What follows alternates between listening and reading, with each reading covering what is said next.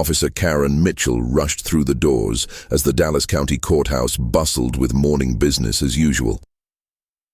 In Courtroom 4B, before her 15 years on the force taught her to trust her instincts, she marched forward, roughly guiding. A man in handcuffs. This suspect had set off every red flag during her morning patrol, Your Honor. She announced her voice with that familiar edge of authority, bringing in another troublemaker who was resisting arrest and acting suspiciously. Her fingers dug into the man's arm needlessly, a habit that developed from years of treating every suspect as a threat. Her boots struck the marble floor with military precision. Despite the circumstances, the prisoner stood quietly with his dignity unbowed. His attire was plain old jeans, his beard was gray, and a dusty cowboy hat was pulled down over his eyes. Martinez's hand reaching for his gavel froze in midair. His eyes widened, then narrowed, fixing Mitchell with a look she had never seen before the BFFs. She had assumed that the faded denim shirt and scuffed leather boots were just another aging troublemaker during the arrest, but something was amiss. The gallery, which usually didn't care about routine bookings, burst into shocked whispers, looked at each other meaningfully. Even the court reporter had stopped typing, her fingers hovering over the keys as she peered at the suspect, and a young clerk dropped his pen, causing a startlingly loud metallic clang across the floor in the tense atmosphere. For the first time since the arrest, Mitchell felt her confidence falter as the tension in the courtroom seemed to increase. She turned to face her prisoner directly, and as she did, he slowly raised his head, tilting his hat back to reveal his face in the harsh fluorescent light. Behind that trademark beard were eyes she had seen countless times on television, in movies, and on posters in the police gym, eyes that had watched over Texas like a guardian for decades. An honorary martial arts legend on television, Chuck Norris, Texas Ranger, who had taught innumerable police officers how to defend themselves and had devoted his life to assisting troubled youngsters who were respected throughout the state, was in handcuffs in front of her. She had treated him like a regular criminal. As the enormity of her error overcame Mitchell, the color fled her face and her fingers relaxed their hold on his arm. The world would now know that the truck pulled over professionally.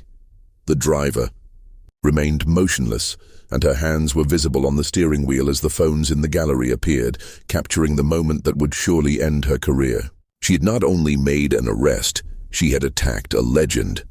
Studying the man's reflection in the side mirror, Mitchell walked up with her palm resting on her weapon license and registration. She was apprehensive since there was something familiar about him.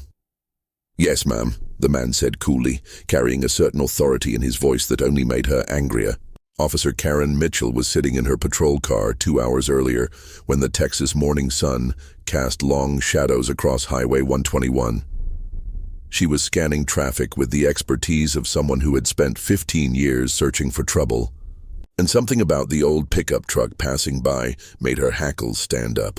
The driver's cool demeanor seemed too controlled and deliberate, so she pulled out behind the truck's flashing lights, and the vehicle responded perfectly, pulling over with professional precision so perfect she thought it must be hiding something. Mitchell went over to where the driver was holding her weapon. The man inside sat on the driving wheel with his hands still at 10 and 2. The man's calmness annoyed her. Most people display at least a hint of nervousness around law enforcement. "Yes, ma'am," he replied calmly, his voice carrying an authority that made her teeth tense. He moved slowly and purposefully, reaching for the glove compartment. His cowboy hat cast shadows across his face, but she caught a glimpse of a grinned beard and weathered features, such as his license and registration. Mitchell's hand tightened on her weapon more quickly, and she snapped. "What's taking so long?" she asked. "Just be a careful officer," he answered, keeping his cool under pressure. "Don't want any misunderstandings?" His composed demeanor felt like a challenge to her authority. When he finally produced the documents, she hardly gave them a glance before leaving the car. She asked if there was a problem, and he cooperated while remaining incredibly courteous. Her voice snapped like a whip, and he moved fluidly. He murmured softly, not struggling but not cowering either. "You're making a mistake." But she snapped, roughly cuffing him before he could fully straighten. Grace's actions further increased her suspicions. She missed the warning signs since she was too preoccupied with establishing her supremacy, but there have been reports of unusual behavior in the vicinity. The gathered audience raised their shocked eyebrows with their phones.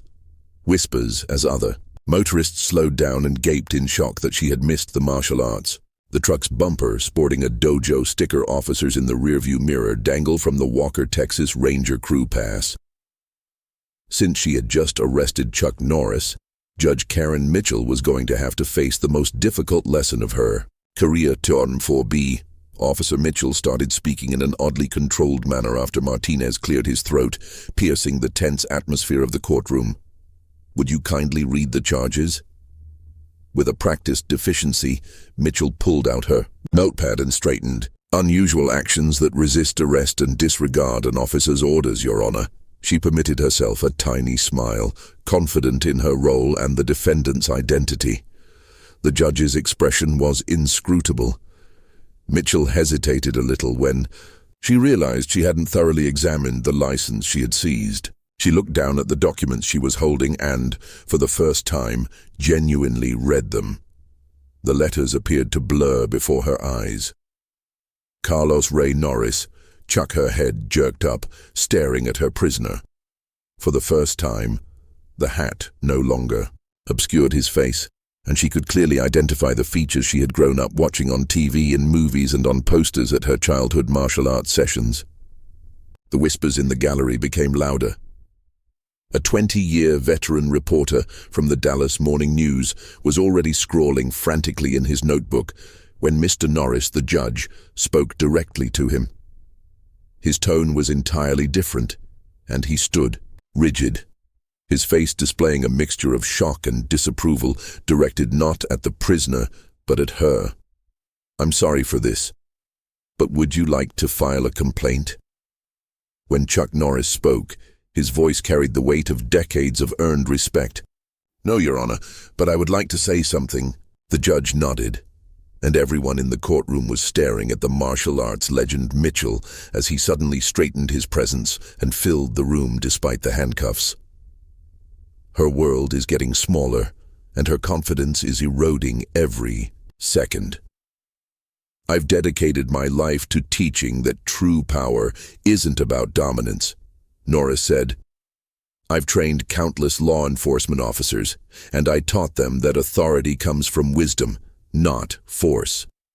His words hit Mitchell like physical blows, and she recalled the poster in her academy classroom that had once quoted him about power and responsibility. Years of cynicism had hardened her, so she had sworn by those words once before. Judge Martinez ordered, his voice sharp, as Mitchell fumbled with the keys, her hands trembling slightly. Chuck Norris rotated his shoulders once and turned to face her fully officer, but he stayed motionless as soon as the handcuffs were removed. "I think we need to talk," Mitchell said quietly, adding that the tension in courtroom 4B could be cut with a knife. Officer. The legend in front of her, Chuck Norris, was not showcasing the lethal skills that had made him famous. No roundhouse kicks or martial arts moves, but rather, his quiet dignity made her feel smaller than any physical confrontation could have. "Your Honor." Mitchell stood frozen, her face a mask of growing horror. While maintaining eye contact with Mitchell, Norris spoke to the judge, asking if he may take a moment to communicate something with the officer. The gallery leaned forward with their phones still recording, anxious to capture whatever was going to happen, and Judge Martinez nodded curious. Mitchell Norris started off by speaking with the burden of after decades of practice. "Do you know what the most difficult technique I've ever had to learn was?" The words struck her like a physical blow, and she reflected on how quickly she'd escalated the traffic stop and how eager she'd been to assert her dominance. Mitchell swallowed hard, her throat dry. She'd watched his movies, seen his fights, and experienced the roundhouse kick. A faint smile played at the corners of his beard. No, ma'am. It was learning when not to fight. He took a step closer, and despite her training, Mitchell had to resist the urge to back off. Thousands of law enforcement officers have received my training. Norris went on to say that the first lesson I impart to them is that a badge, such as a black belt, is not a weapon, but rather a responsibility. When you wear one, you are not above the law or other people, and you are there to serve and uplift them. Mitchell's eyes were burning from unshed tears as she recalled that she had joined the force with the intention of helping people. When had that changed? And had she come to see dangers rather than citizens? Norris turned to the judge and said, "I would like to give Officer Mitchell a chance instead of pressing charges." The courtroom remained silent. 1 week at my ranch, training with me and my students and learning what true strength looks like. Norris said, "If you're willing to learn, then turn back to Mitchell." The silence that followed was deafening, and Mitchell looked at the man she had wrongfully arrested. This legend, who was offering her redemption rather than retaliation, and she discovered her voice whispering, "Yes, sir, I'm willing to learn." As Mitchell arrived at Chuck Norris's renowned training facility, the Lone Wolf Ranch, south of Dallas, the gravel crunched beneath her feet. The early sun created long shadows over the practice yards where groups of students, kids, teens, and adults performed martial arts forms with fluid grace, making her police outfit feel out of place here like armor she could no longer hide behind. As she arrived at the steps, Chuck Norris, dressed in a plain black GI and wearing no uniform badge or outward signs of authority, watched her approach. His presence commanded more respect than any police chief she had ever encountered. "Welcome to my world," he said as she arrived at the steps. "First rule, leave your badge in the car." Mitchell paused. "Sir, I understand that you're not an officer." He softly interrupted Mitchell. "Like everyone else in the main building, you're just a student named Karen." Instead of tactical maps and crime statistics, Mitchell was in a new type of briefing room. Philosophical quotations and martial arts principles were displayed on the walls, and a group of teenagers, some of whom she recognized from her previous arrests, practiced in the corner. Chuck was startled by her expression and inquired, noting that many of these children were on dangerous paths and required direction rather than handcuffs. A boy who was no older than 15 performed a flawless roundhouse kick. Mitchell recalled how, after arresting his older brother the previous year, Mom instructed them that discipline, not domination, is the source of true strength. Chuck escorted her to a training uniform rack.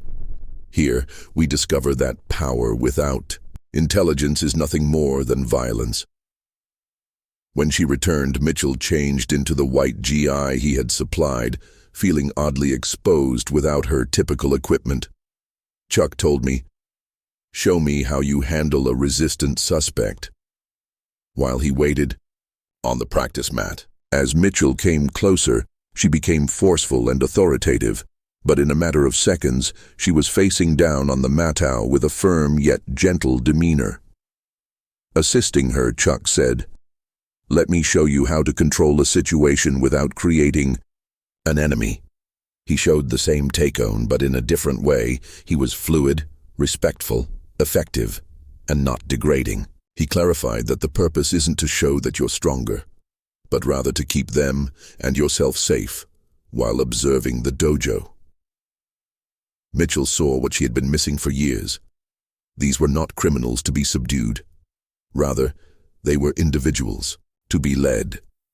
Every student, regardless of their background, held themselves with honor and purpose, prepared to start. Chuck said, "Yes, Sensei." And Mitchell nodded, realizing that this week will alter not only her fighting style, but also her whole strategy for serving and defending. Dawn was devastated by Lone Wolf's panic when she discovered Karen Mitchell already awake in her spa dormitory room. Sleep had eluded her, and she kept thinking about yesterday's humiliating experiences on the training map, her body aching in strange ways. Chuck's gentle takedowns hadn't left any bruises, but they had completely destroyed her confidence. At precisely 5 in the morning, she joined the other students in the main dojo, Chuck standing in the middle of the mat. He declared that today, barefoot and composed, we would study power and control. Mitchell was approached by a teenage boy, and her heart fell. Officer Mitchell wasn't blind to the irony that she had detained Marcus Thompson for loitering 3 months prior. Marcus nodded, his eyes showing a hint of challenge. Karen was the only one present, and she remembered Chuck's remarks and corrected. Chuck's voice echoed throughout the dojo, and the strongest of each pair delivered the opening blow. Mitchell hesitated, despite her strength and size training, but something in Marcus's posture caused her to falter. The boy moved with a confidence she had never witnessed in their street encounters while they were waiting for you. Marcus added, softly, that she delivered a well-timed jab, just as she had been taught. Instead of dodging or blocking, Marcus used her own momentum to reroute her energy and lead her past him. She staggered, taken aback by the move's good elegance and simplicity. Beside them, Chuck emerged. Marcus, tell me why you didn't use force to combat force. Marcus said that she put her attention into keeping us both safe. Mitchell corrected misunderstandings in her work. Dawning had encountered more force in every arrest and conflict, but here was a child she had handcuffed to teach her the value of actual control. It's your turn. Chuck gave Marcus a nod, and the child punched him. Mitchell then automatically sought for a wrist hold, which is her typical arrest technique. You're still trying to dominate, Chuck murmured quietly as his palm brushed her shoulder. As the morning session came to an end, Mitchell gradually realized that every time she successfully deflected a punch without using force, she saw a parallel to her police work. How many confrontations could have ended differently if she had guided instead of dominated? Every time Marcus brought her a bottle of water, he remarked, "When I first started here, I was angry all the time like you, Mitchell." Mitchell sipped the drink, the words striking home that what changed was realizing that strength doesn't require proof. He smiled slightly. According to Chuck, real power is in knowing when not to use it. Observing him leave, Mitchell saw that the child she had previously dismissed as a problem had actually taught her her first valuable lesson, not Chuck. Mitchell's world had completely changed 3 days into her training. Her muscles ached from strange motions, and her mind was reeling from ideas that contradicted everything she had learnt in law enforcement. However, it wasn't the physical training that drove her to the breaking point. Rather, it was the afternoon that Chuck paired her with Sarah Chen. Sarah was 16 years old, had sharp eyes, and was quiet. Mitchell recognized her right away, and she had arrested the girl's father last month after a heated argument that had almost descended into violence. Chuck said today's class would be about fear, why we experience it, why we cause it, and the costs. He gave Mitchell a direct glance. Sarah will conduct the workout. Mitchell's face flushed as she took directions from a teenager, but this particular teenager's hands were trembling a little, and she recalled how the kid had screamed at her when her father was arrested. The exercise is easy, Sarah clarified in a quiet yet firm voice. Mitchell stared in shock as other pairs started. Pupils stood composedly as partners flung punches that stopped inches from their faces, while one person attacked the other and the other kept still, blocking and evading nothing but letting the dread pass through you. Nobody flinched or broke their stance. Sarah inquired about assuming a post. Stiffly, Mitchell nodded. Sarah's initial blow came too quickly. When Mitchell's police instincts took over, she grabbed the girl by the wrist and spun her into a grip before she could stop herself sufficiently. Everyone froze when Chuck's voice broke through the dojo. Sarah shivered while in Mitchell's hold. She muttered that she was crying, exactly like you had done to my dad. She was immediately freed by Mitchell, who stepped back in disgust at what she had done, attacking a teenage girl in front of 24 witnesses. Karen Chuck slowly came up. "Why did you respond that way?" She revealed the shocking fact that a 16-year-old girl was losing control, and I was scared. Mitchell saw his vulnerability. Chuck agreed, asking how often that similar dread had driven your behavior on the street. The question struck her as if it were a physical blow. She couldn't tolerate feeling vulnerable, so she was terrified of how many people she had wounded and how many conflicts had escalated because of that. "Sarah," Chuck whispered, "are you willing to try again?" After wiping her eyes, the girl nodded. Mitchell was amazed to see Sarah resuming her position with greater bravery than every punch that whistled past Mitchell's face taught her courage, trust, and the difference between strength and power. Later, Sarah gave her a small smile and said, "You did good," adding that her father would be proud. Mitchell had 15 years of police work ready when Sarah asked again. Mitchell came to the realization that in contrast to her years on the force, she had just learnt more about law enforcement from a teenager. As Mitchell observed a new group of troubled kids from the local youth center arrive, the afternoon sun cast long shadows over the ranch's outdoor training area. Many of the kids were familiar from her patrol days, and Chuck had asked her to assist with their first lesson. Despite her progress, she was still feeling anxious. One of them, 12-year-old Tommy Rodriguez, whom she had caught spray painting graffiti last month, froze when he saw her automatically moving behind the group. These kids, the fear in his eyes struck her more forcefully than any blow she had received this week. Beside her, Chuck remarked softly that they needed someone to show them their own fortitude rather than someone else demonstrating how difficult life is. She had spent years attempting to scare children straight, not seeing that she was really training them to fear authority rather than respect it. Mitchell nodded, understanding washing over her. Chuck gathered the group and said that today's lesson was about balance. Mitchell will provide an example. Tommy's gaze grew wide.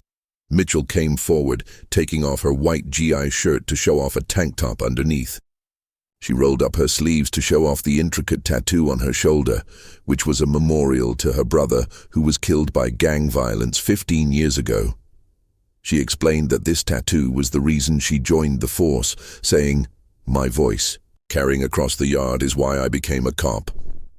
She reasoned that if I was scary enough and tough enough, I could stop other families from experiencing what mine did. I was erroneous. She displays her basic posture. She was able to change her tight motions to fluid ones because of Chuck. Balance isn't about always holding your ground. It's about knowing when to stand your ground and when to adjust to her surprise. Cautiously, Tommy raised his hand as if he were skateboarding and said, "You have to lean into the turn or you wipe out." Mitchell grinned as she recalled the skateboard she had taken from him, which was just like that. As the group got ready to go, she worked with the children for the next hour, teaching them the same skills she had learnt. More significantly, though, she told stories of her brother and her own failures in learning to be strong without being harsh. Tommy lingered behind Officer Mitchell and asked, scuffing his shoe in the dirt, "That stuff about your brother is why you were always so mad at us?" She was taken aback by the question's insight, saying, "Yes, I was trying to save you the wrong way." He nodded, thinking that perhaps you could teach us the right way now. Mitchell felt something shift inside of her, the last piece of her old self falling away to make room for something new. She looked at Chuck, who watched from the porch with a knowing smile. "I'd like that, Tommy," she said. That evening, Mitchell was by herself in the ranch's meditation garden. The day's events with Tommy had triggered something deep inside of her, bringing memories of her brother to the surface. She sat on a wooden bench, her gear still wet from training, watching the Texas stars emerge. The sound of boots on gravel signaled Chuck's arrival. He brought 2 steaming mugs of coffee and offered one to her. For a while they sat in comfortable silence, the cricket chorus, and their only companionship was troubled. Chuck eventually clarified that it wasn't a question. Indulging in her coffee, I constantly asked myself why I decided to become a police officer when my brother paused.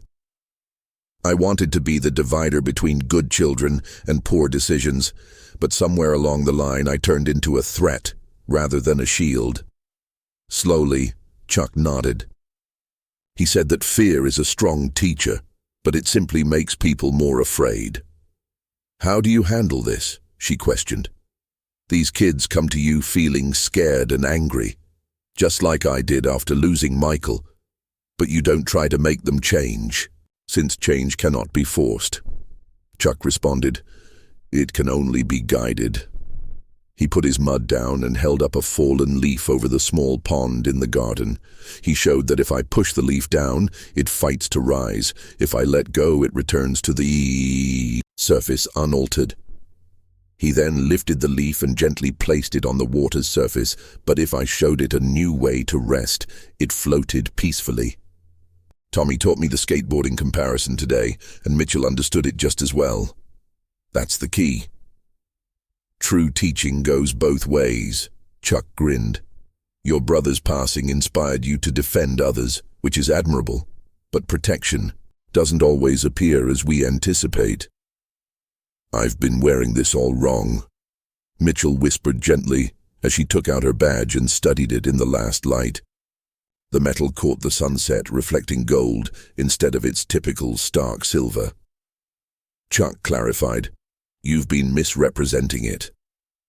Instead of being a burden, a badge such as a black belt serves as a reminder of accountability." For the first time in many years, Mitchell's tears for him weren't bitter. "Thank you," she muttered, "for seeing past my mistakes." While he was gathering their mugs, Chuck remarked, "The week is almost over, but something tells me your real training is just beginning." Mitchell stayed in the garden long after he had departed, watching the stars grow in the sky, feeling more at ease than she had since losing her brother would present fresh difficulties tomorrow. But tonight, she had at last found her equilibrium. Mitchell's first day back on patrol felt different. Her uniform, which had once served as a shield of authority, now rested lighter on her shoulders. The weight of her badge spoke of responsibility rather than power as she cruised through the city streets in her familiar rhythm. The radio crackled with a disturbance call at Carter High School. A year ago, she would have stormed in with lights and sirens blazing, but today she arrived quietly, parking far away to assess the situation in the parking lot. 2 teenagers squared off, surrounded by an increasing number of onlookers, and her heart skipped a beat when she recognized one of them. The crowd tensed as they saw her, anticipating the old Mitchell's combative approach to Officer Mitchell, because Kevin Marcus's younger brother had recently spent time at Chuck's ranch, learning the same lessons she had. Someone screamed out sounds that were tinged with trepidation, but instead of racing in, she approached them quietly, her hands visible, her posture relaxed but prepared, just as Chuck had taught her, Kevin. The boy's eyes widened with recognition as she said softly, her voice echoing across the suddenly silent lot. Slowly and deliberately, he lowered his fists and stepped back from his opponent, perplexed by this sudden turn, looking between them, uncertainty. Sometimes the strongest move is to step away. How about we all practice that right now? "Mitchell," said, her words echoing in every ear in the throng. Kevin's potential opponent shifted away the tension without a single threat or display of force, and the gathering dispersed not out of fear but rather out of comprehension. Mitchell saw her. Reflected in a window close by, not a warrior, but a defender, not an enforcer, thank you. Scuffing his sneaker on the asphalt, Kevin murmured, "I almost forgot what Sensei Chuck taught us." Mitchell grinned as she recalled her own teachings, which we are all currently learning. 6 months after her metamorphosis at the ranch, Mitchell pulled up to Chuck's familiar gravel driveway every single day. This time, she wasn't alone in her passenger seat. Instead of reaching for handcuffs, she'd reached out with an offer, the same one Chuck had given her. "You sure about this?" asked Jason, glancing at the practice yards where students moved through their forms. Mitchell replied, guiding him towards the porch where her mentor waited. Chuck's eyes crinkled over his beard in approval as he said, "Welcome back." A year to the day after that unfortunate traffic encounter, Karen said, "Just like you taught me," referring to the new student you brought in for instruction rather than an arrest.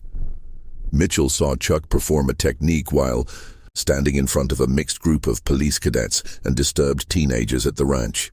She recalled how her own journey had begun with opposition and concluded in this sacred space where the previous walls between law enforcement and the community had been shattered. The real strength of revelation, she informed her audience that power isn't about how much of it you have, but rather how you choose to use it. Every interaction is an opportunity to help someone out rather than bring them down. Both pupils, Jason Tars and a rookie officer, are currently studying the same principles about respect, accountability, and redemption. Chuck saw Mitchell and nodded his silent approval, allowing her to feel as though the mistake that could have ended her career had instead changed it and caused ripples of change throughout the community. Mitchell had evolved into what Chuck had always seen in her, not just a law enforcement officer but a guardian of hope, guiding others along the same path from force to wisdom that she had traveled.